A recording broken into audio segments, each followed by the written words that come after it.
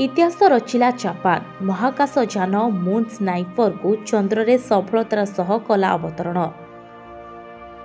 एहासह Japan पंचम देश भाव सफलतार सह चंद्र को महाकाश यान पठाइबारे सफल होइछि। एहा पूर्वरु रूसिया अमेरिका चीन और भारत चंद्र रे पहुंचबारे सफल होइछन्ति।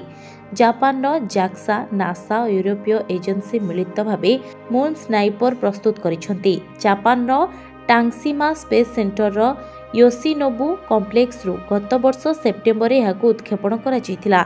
मिशन में 831 कोटी रु अधिक टंका खर्च होइछि। जापान जो अंचल में निजर महाकाश यान अवतरण करिछि ताहा चंद्र मेरु अंचल में रहिछि।